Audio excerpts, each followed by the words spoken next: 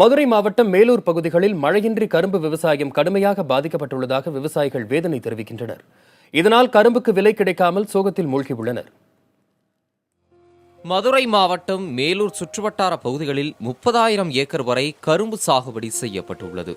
பொங்கல் திருநாள் அறுவடையை கணக்கிட்டு சாகுபடி செய்த விவசாயிகளுக்கு மழை இல்லாததால் பெரும் ஏமாற்றமே கிடைத்துள்ளது.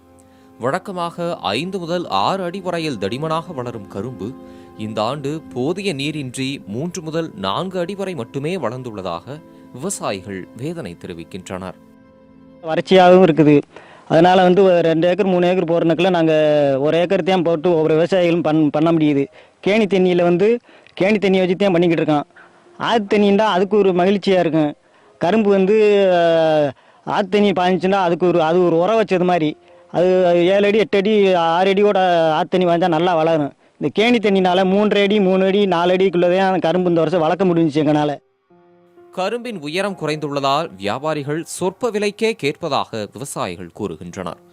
ஏக்கருக்கு 80,000 ரூபாய் வரை செலவு செய்துவிட்டு முதலீடு செய்த பணத்தையே எடுக்க முடியாத நிலைக்கு தள்ளப்பட்டுள்ளதாக கவலை தெரிவிக்கின்றனர் விவசாயிகள். 1 ஏக்கரு ஆற்று தண்ணி வச்சு தான் விவசாயம் பண்ணுவாங்க. விவசாயம் பண்ணையில் எங்களுக்கு ஆற்று தண்ணி வந்தால் இது பண்ணுறதுனால எங்கள் கேணி எண்ணி இருக்கிறவங்க 1 ஏக்கர் போடுறவங்க இப்போ 50 சென்ட் 60 சென்ட் இப்படி போடுவாங்க. அது ஏக்கருக்கு 70,000 80,000 செலவாகும். அந்த சில நேரத்தில் இப்போ வியாபாரியை கேட்குறது எங்களுக்கு 4,500 5,000 கொடுங்க, வெட்டி கொடுங்க அப்படின்னு பேசுகிறாங்க. கரும்பு விளைச்சல் இல்லாததால் இதை சார்ந்த கூலி தொழிலாளிகளும் கடுமையாக பாதிக்கப்பட்டுள்ளதாக கூறும் விவசாயிகள் அரசு உரிய நிவாரணம் வழங்க வேண்டும் என கோரிக்கை விடுத்துள்ளனர். புதிய தலைமுறைக்காக மேலூர் செய்தியாளர் முத்துராஜா.